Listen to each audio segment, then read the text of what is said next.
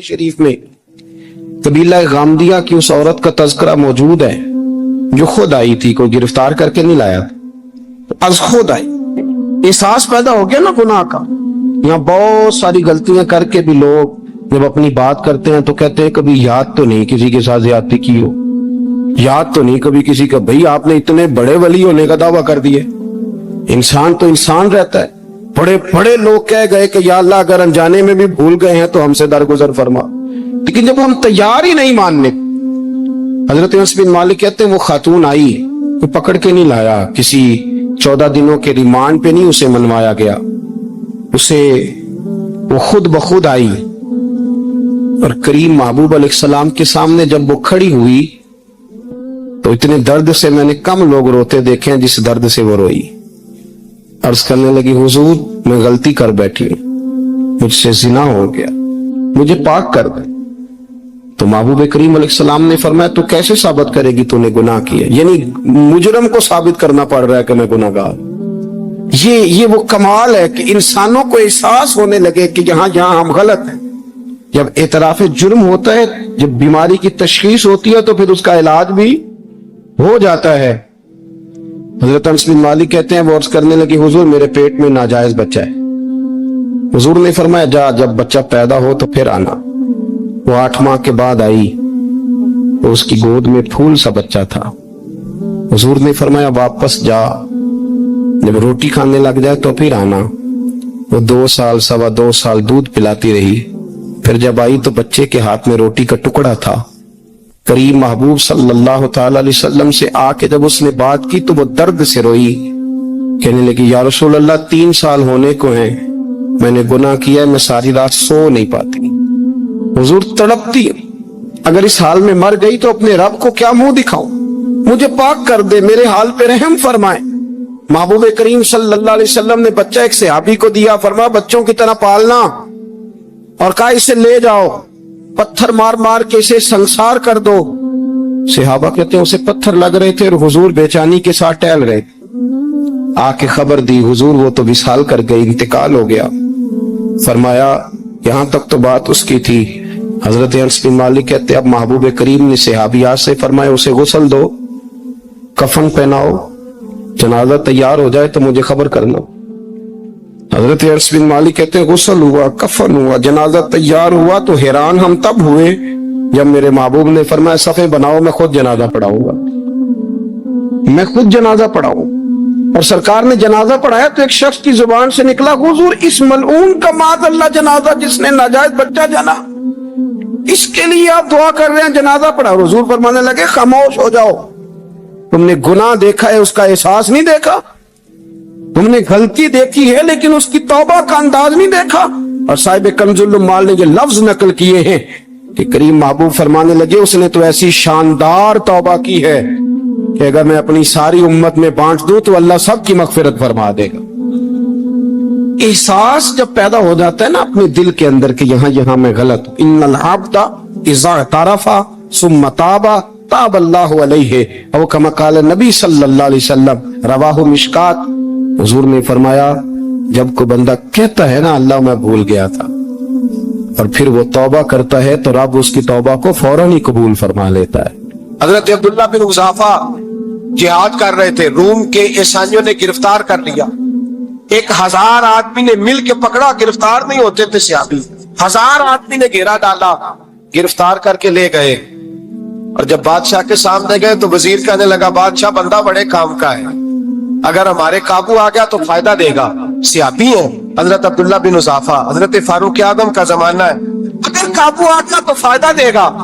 بادشاہ کہنے لگا کیوں، کیا خوبی ہے؟ کہنے لگے ہم 1000 آدمی تھے، یہ اکیلا قابو نہیں آ رہا، 1000 آدمی تھے، اگر ہماری فوج میں شامل ہو گیا تو بہت بڑا جرنیل ملے گا۔ بادشاہ کہنے لگا کوئی مسئلہ نہیں، 2-3 چیزیں ہوتی ہیں بندے کو خریدنے کے لیے، خرید لیتے ہیں۔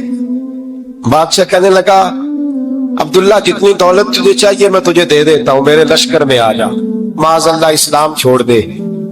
حضرت عبداللہ بن حذافہ کیا فرماتے ہیں بڑا تو بیوقوف ہے، میں نے دولت کمانی ہوتی تو مدینے میں بیٹھ کے تجارت کرتا، میں دولت کمانے نہیں نکلا، میں تو رسول اللہ کی رضا کمانے کے لیے نکلا ہوا۔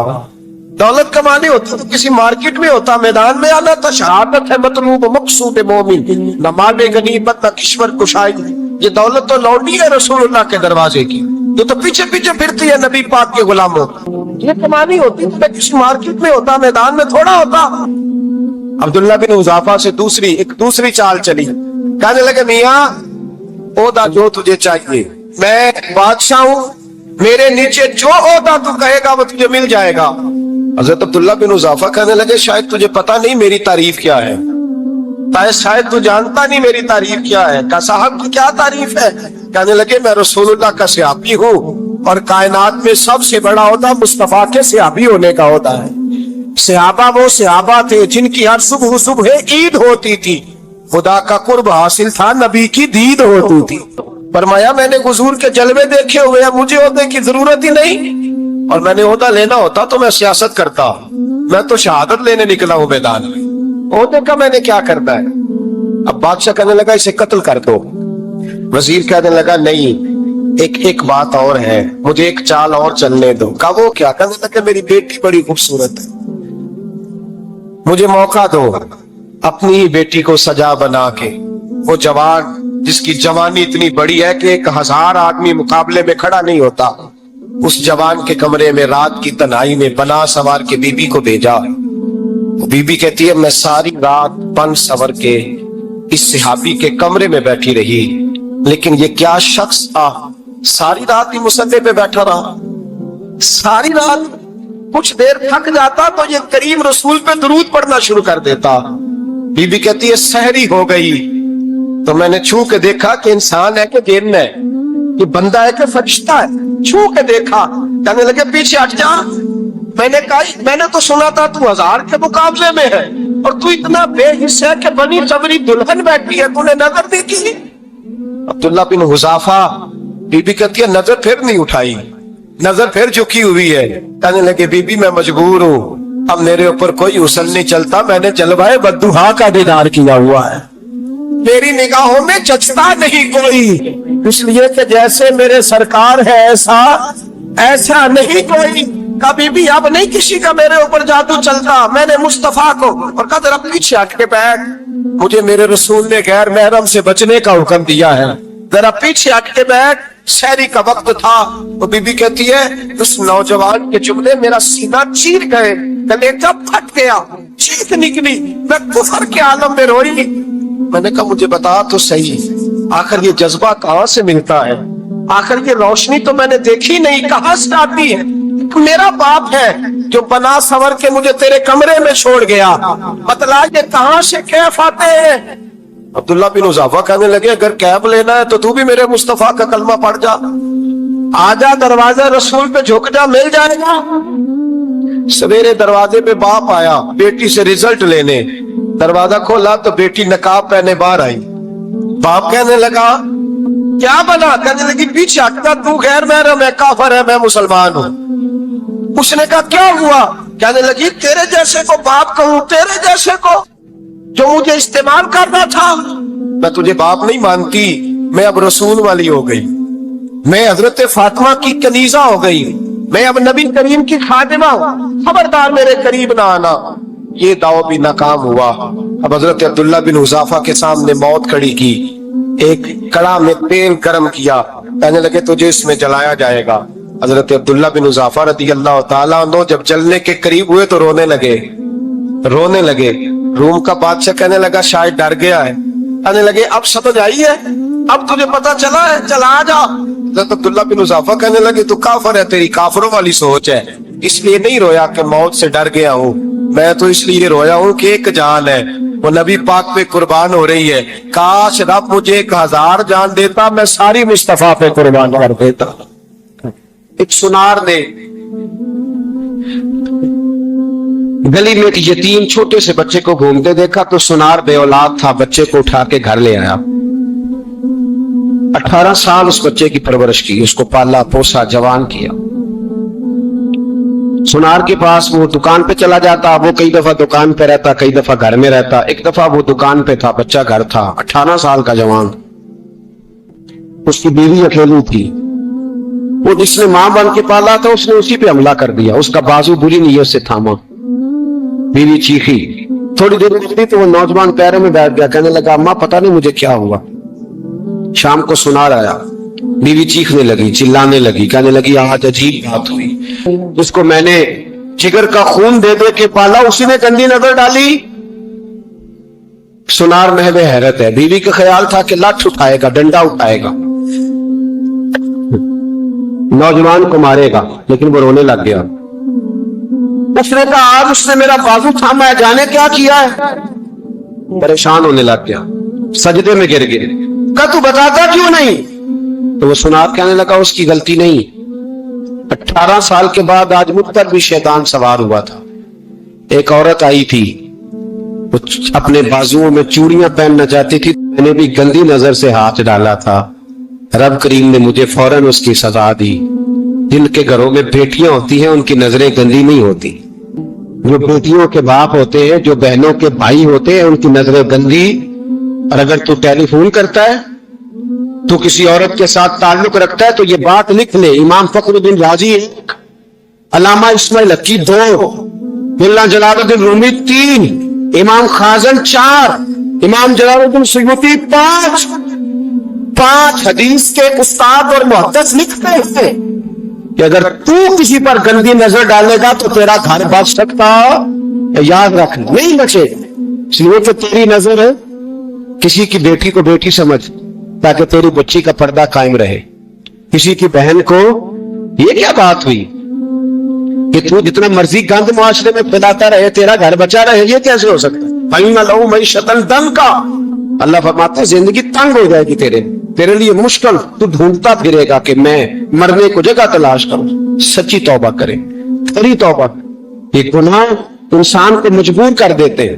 حضرت عبداللہ بن مبارک رحمت اللہ تعالی علیہ، ان کے سینکڑوں شاگرد تھے، ایک شاگرد کے انتقال کا وقت آیا تو گھر گئے ملنے، آپ کہتے ہیں میں نے زور لگا لیا پر اس کی زبان پر کلمہ جاری نہیں ہوا، میں اسے کہتا کلمہ پڑھ پر اس کی زبان پر جاری، اللہ اکبر، بہت بڑی نعمت ہے، دعا فرمائیں اللہ ایمان کی موت عطا فرمائے، ایمان کی موت دے اللہ کرے، ایمان کی موت دے۔ ایسے بھی لوگ دیکھے ہیں، مسجد نبوی ہے، رسول اللہ کا شہر ہے، سر سجدے میں ہے، روح پرواز کر گئی، روح پرواز، کتنا نصیبوں والا ہے، کتنا نصیبوں والا ہے کہ مسجد نبوی میں سر سجدے میں رکھا ہے، اور اللہ تبارک و تعالیٰ نے محبوب کے قدموں میں موت عطا فرمائی۔ تو حضرت عبداللہ بن مبارک کہتے ہیں میں نے اس کو کہا کلمہ پڑھ تو اس کی زبان پہ جاری نہیں ہوتا، میں بار بار کہتا تو وہ منت کرتا، کہتا حضور میں کوشش کرتا ہوں جاری نہیں ہوتا۔ فرماتے میں پریشان ہو کے اٹھا، ابھی میں دروازے پہ پہنچا تھا، اس نے چیخ ماری اور روح پرواز کر گئی، بچے رونے لگے، بیوی رونے لگی، تو میں نے اس کی بیوی سے کہا کہ یہ جرم کیا کرتا تھا، اتنا بڑا پاپی پہ کلمہ جاری نہیں ہوا۔ اس کی زوجہ کہنے لگی حضرت جی 2 گناہ تھے اس کے، ایک تو یہ شراب کا عادی تھا، روکتی تھی باز نہیں آتا تھا، اور دوسری بات یہ کہ یہ اپنی اماں کا نافرمان تھا، وہ 2 گلیاں چھوڑ کے رہتی ہے، یہ کبھی ملنے نہیں گیا تھا، اس بوڑھی کا کلیجہ اس کی طرف سے بڑی تکلیف میں تھا۔ تو حضرت عبداللہ بن مبارک کہنے لگے جا تو بھی دعا کر، اس کی ماں کو بھی کہہ دعا کرے کہ یہاں تو یہ کلمہ نہیں اسے نصیب ہوا، اللہ کرے اللہ آخرت کی منزلیں اس کی بہتر فرما دے۔ حدیث سنانے لگا ہوں، حدیث ہے، حدیث رسول ہے، جوان خاص کر کے ذرا میری بات پہ توجہ کرے، اور بزرگ خاص کر توجہ کرے جنہوں نے تربیت کرنی ہے۔ سنے، حضور کی بارگاہ میں ایک نوجوان آیا ہے، یہ سنگین حدیث، اس کو یاد رکھنا۔ عرض کی حضور میں سارے گناہ چھوڑ سکتا ہوں، زنا نہیں چھوڑتا، حضور مجھے زنا کی اجازت ہونی چاہیے۔ میرے حبیب نے تھپکی دی، بٹھا لیا۔ میں کہتا ہوں حضور نے گناہگاروں کو معاشرے سے کاٹا نہیں، ان کی تربیت فرمائی ہے، ان کی تربیت فرمائی ہے، ان کو قریب فرمایا۔ میرے حبیب کریم صلی اللہ علیہ وسلم نے فرمایا ادھر آپ بیٹھ جا، بیٹھ گئے۔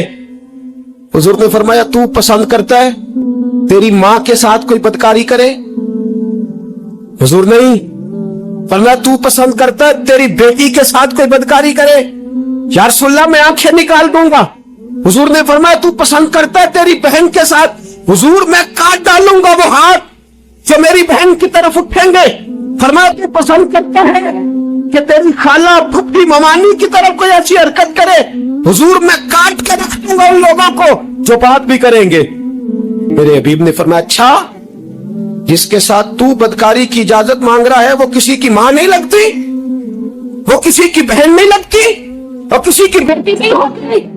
याद रखे मुल्ला जलालुद्दीन रूमी एक, इमाम गजाली दो, आला हजरत फाजले बरेलवी तीन, बुजुर्ग मुफिका तौर पर लिखते हैं, फरमाते हैं जो गंद के साथ दूसरे घर में ताड़ता है वो अपने घर की खैर मना ले, जो गंदी नजर दूसरों पर रखता है वो अपने घर की खैर मना ले, इसलिए कि जो जुर्म वो किसी के खाते में डालेगा वो सजा बन के उसके घर की तरफ लौटा दिया जाएगा, जो बदकारी वो किसी के खाते में डालेगा वो सजा बन के अल्लाह इसके घर की तरफ लौटा देगा।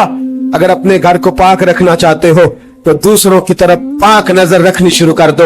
अगर चाहते हो कि तेरा घर पे अजीब मामला है ना, बेटे को तो पसंद की शादी की इजाजत है तो बेटी को इजाजत क्यों नहीं? अगर तेरा बेटा पसंद की शादी करेगा तो याद रखना फिर जब किसी की बेटी ये लफ्ज बोलती है फिर इज्जतों के जनाजे निकलते हैं, फिर ओरियानी फहाशी का जो है वो कलक लगता है माथे पर, फिर याद रखना चारों जानिब से रुसवाइयां तेरा नसीबा होती है। अगर तू बेटी को रोकना चाहता है तो बेटे का हाथ पकड़, अगर तू बेटी को साफ रखना चाहता है तो बेटे को शर्मो हया की चादर उड़ा, अगर तू बेटियों के किरदार की हिफाजत करना चाहता है तो पहले बेटे को पाबंद शरीयत बना। एक बहुत बड़ा गुनाह बदनिगाही का गुनाह है। हमको पता है हमारे मुल्क के अंदर बदकारी, सिना और बेहयाई की शरह कितनी बढ़ती जा रही है, किस कदर बढ़ती जा रही है। वो लोग जो निकाह कर लेते हैं वो भी अपनी निगाहों को, मैं अक्सर कहता हूं, हुजूर ने फरमाया निकाह आधा ईमान है, इसने निकाह कर लिया उसका ईमान मुकम्मल हो गया, तो जो निकाह के बाद भी बाज ना आया मैं उसको बेईमान नहीं कहता, लेकिन नबी पाक ने फरमाया जो निकाह कर ले उसका ईमान है, बोलिए ईमान महफूज हो गया उसका ईमान, सारे बोलिए ईमान, और जो फिर भी बाज ना आए हुजूर कह रहे ईमान मुकम्मल हो गया, और जो ना बाज आया क्या फतवा दिया जाए हदीस की रोशनी में।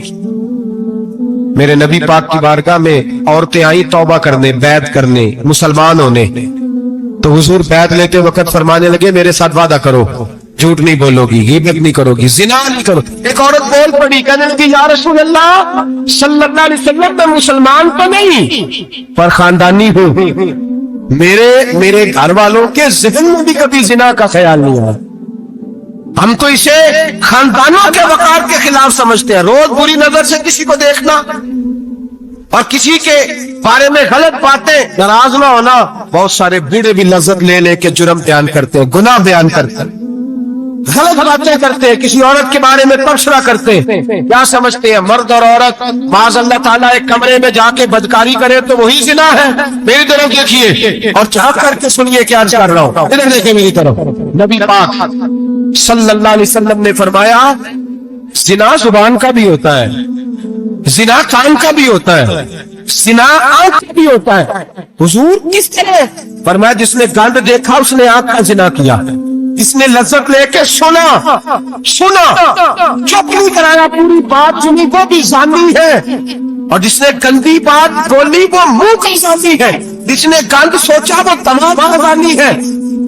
और जानी को सबसे पहली सजा अल्लाह ये देता है कि सजदे की लज्जत छीन लेता है, इबादत का सुरूर छीन लेता है, उसका नमाज में दिल नहीं लगता। कुरान में सबसे पहली सजा उसे अल्लाह अपने दरवाजे से दूर कर देता है। भाइयों आज हमारे सजदे बेकैफ हैं, आज लोग गलत जगह पे घंटों बैठे रहते हैं, मस्जिदों में लोगों के दिलों को घबराहट होती है, लोग भागते हैं। मेरे नबी पाक ने फरमाया तो नजर को पाक कर ले, अल्लाह तेरी इबादत में लज्जत ज्यादा फरमा देगा। मेरे भाई याद रख ले और सुन ले, सबसे कमजोर आदमी वो है जिसका जहन पाक नहीं, सबसे कमजोर आदमी वो है जो किरदार का गलत है। एक बात मैंने पढ़ी, आप यकीन करें मेरा दिल करे कि मैं आग लगा दूं इस उन्वान को जिस पे गंदगी लिखी जाती है, उन अखबारों को, उन चीजों को जिस पे गंद लोगों के दिलों में। वो इंडिया की एक वजीर आजम औरत गुजरी तो किसी ने उससे कहा कि पाकिस्तान ने तो तुम्हें शिकस्त दी है, तुम जीत नहीं सके बड़ा मुल्क होके। कहने लगी कोई बात नहीं, थोड़ा वक्त ठहर जाओ। ہم ان پر تہذیبی یلغار کریں گے, ان کے گھروں میں ننگا ناچ کریں گے, یہ گندی تصویریں دیکھیں گے, یہ گند میں الجھ جائیں گے. اور جو قوم گند میں الجھ جایا کرتی ہے وہ پھر کسی سے لڑنے کی طاقت نہیں رکھتی, اس کے اندر ڈٹ جانے کی ہمت نہیں ہوتی, اس کی غیرت کے جنازے نکل جاتے. دل کرتا ہے جل جائے وہ جل جائے جہاں سے برائی پھیلتی, ہو جائے وہ علاقے جہاں سے گند ہوتا ہے. لوگ گند کی کمائی کھاتے ہیں, گند کی ساتھ کھڑے ہو کے فوٹویں کھچاتے ہیں اور گنا پہ فخر کرتے ہیں, اور گندے لوگ کہتے ہیں اللہ کا فضل ہے ہم گند پھیلا رہے ہیں. ثم معاذ اللہ, لوگ گنا پہ فخر کرتے ہیں چوکوں چوراہوں میں. محمد بن قاسم آئے ہندوستان پہ راجہ دہر کے مقابلے میں. نوجوان میری طرف دیکھیں, وہ صحیح ہو کے بیٹھے, سے صحیح ہو کے بیٹھے, تقریر نہیں کر رہا, جذبات کا, میرے جذبات سنیں, دل کے پھپوندے جل رہے ہیں سینے کے داغ سے. اللہ کی قسم روح کی گہرائی سے بات کر رہا ہوں, وہ بات کر رہا ہوں جو سینہ کہہ رہا ہے کہ پھٹ جائے اور کہنا نہ پڑے. قرآن و حدیث پڑھتے ہیں اور پھر اپنا حال دیکھتے ہیں تو لگتا یہ ہے کہ عذاب قریب آ گیا ہے, لگتا ہے زمین پھٹنے والی ہے, آسمان گرنے والا, لگتا ہے قریب آ گیا ہے سارا کچھ. سمجھے کیا عرض کر, یہ بات اگر آپ سمجھ گئے تو قیمت وصول ہو گئی. اس کو سمجھ گئے تو سمجھنے آپ کے مزاج کے اندر اللہ نے تبدیلی پیدا کر دی. محمد بن قاسم 18 سال کا جوان, ایک عورت کی عزت پر راجہ دہر ہندو نے حملہ کیا, محمد بن قاسم بچانے آئے. جب ہندوستان آئے فوج تھوڑی تھی, علاقہ تھوڑا تھا, راجہ دہر کی فوج بہت زیادہ, اور پھر اپنا عرب چھوڑ کے یہاں آتے ہندوستان میں اس کے علاقے میں اس پہ حملہ کرنا, حالات خراب تھے. محمد بن قاسم پریشان ہے. ایک بزرگ نے دیکھا, کہنے لگے پریشان کیوں ہو؟ کہنے لگا سوچتا ہوں علاقہ بھی اس کا, فوج بھی اس کی, میرے فوجیوں کو تو رستوں کا بھی نہیں پتا, کیسے جنگ کریں گے, کدھر سے آئیں گے, اور پھر ہمیں زبان بھی نہیں آتی, کیسے کام ہوگا, ڈر رہا ہوں. 2-4 دن گزرے تو محمد بن قاسم اشاش بشاش ہو گئے.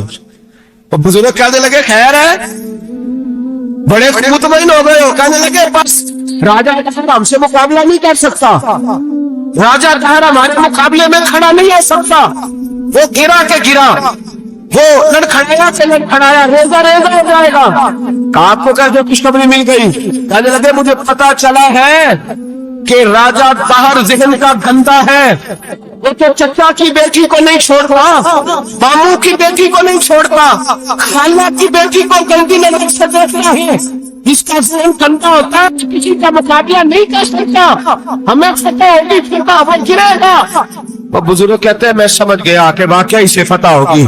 آج کشمیر کیوں آزاد نہیں ہو رہا, فلسطین میں آگ کیوں لگی ہوئی ہے؟ مسلمان جب تک ذہن کا گندا ہے کمزور ہے, جب تک ذہن کا ناپاک ہے کمزور ہے. حضرت سعد بن ابی وقاص رضی اللہ تعالیٰ میں فرمایا کرتے تھے اللہ مسلمان کی مدد اتنی دیر تک کرتا رہتا ہے جتنی دیر تک مسلمان کا ذہن صاف رہتا ہے, کردار پاک رہتا ہے. آگ اس لیے معاشرے میں لگی ہے. نوجوانوں تم کہتے ہو کامیابیاں نہیں ملتی, اسے کیسے کامیابی مل سکتی ہے جس کا ذہن ہی صاف نہیں؟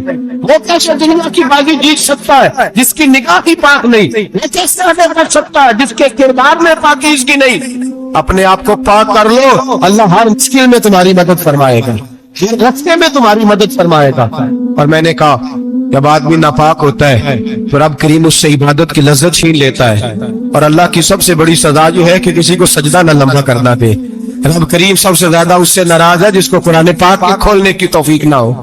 سب سے زیادہ رب کریم اس شخص سے ناراض ہے جو اللہ کی بارگاہ میں جھکنے کی لذت چھوڑ جائے.